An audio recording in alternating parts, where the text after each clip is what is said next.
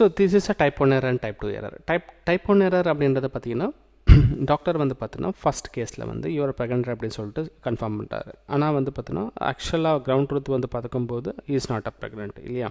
So type 2 error வந்து பார்த்தீங்கன்னா doctor வந்து யுவர் நாட் ப்ரெக்னென்ட் சொல்கிறாங்க. ஆக்சுவல் கிரவுண்ட் ட்ரூத் வரும்போது பார்த்தீங்கன்னா she is a pregnant. Okay, so இது வந்து எப்படி ஃபிக்ஸ் பண்ணலான்னு பார்த்தீங்க அப்படின்னா ஒன் வே வந்து பார்த்தீங்கன்னா நார்மலாக நம்ம வந்து இன்க்ரீஸ் தி த்ரெஷோட டிசிஷன் த்ரெஷோட வந்து பார்த்தீங்கன்னா 0.5லேருந்து 0.6 அல்லது 0.7 வச்சு நம்ம அந்த ஒரு த்ரெஷோட இன்க்ரீஸ் பண்ணுறதுனால வி கேன் ரெடியூஸ் ப்ராக்டிக்கலாக வந்து ரெடியூஸ் பண்ண முடியும்.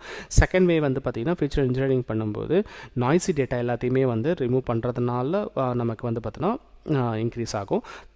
அதே மாதிரி வந்து பார்த்தீங்கன்னா தேர்டு என்சம்பிள் மெத்தட்ஸை வந்து யூஸ் பண்ணலாம். எக்ஸி பூஸ்ட், ரேண்டம் ஃபாரஸ்ட் இது மாதிரி அல்காரிதம்ஸ் யூஸ் பண்ணுறதுனால நம்ம வந்து டைப் 1 எரரை வந்து ரெடியூஸ் பண்ண முடியும். செகண்ட் வே வந்து பார்த்திங்க அப்படின்னா டைப் 2 எரர் எப்படி ரெடியூஸ் பண்ணலான்னு பார்த்திங்க அப்படின்னா சேம் இந்த இடத்துல வந்து பார்த்தீங்கன்னா டிசிஷன் த்ரெஷோட வந்து டிக்ரீஸ் பண்ணணும். டிக்ரீஸ் பண்ணுறதுனால வந்து 0.5லேருந்து 0.4 இல்லை 3க்கு டிக்ரீஸ் பண்ணுறதுனால நமக்கு டைப் 2 எரரை வந்து கொஞ்சம் ஃபைன் டியூன் பண்ண முடியும். அதே மாதிரி அல்காரிதம்ஸை வந்து என்சம்பிள் அல்காரிதம்ஸை வந்து யூஸ் பண்ணுறதுனால டைப் 2 எரர்ஸை வந்து ரெடியூஸ் பண்ண முடியும். ஓகேங்களா.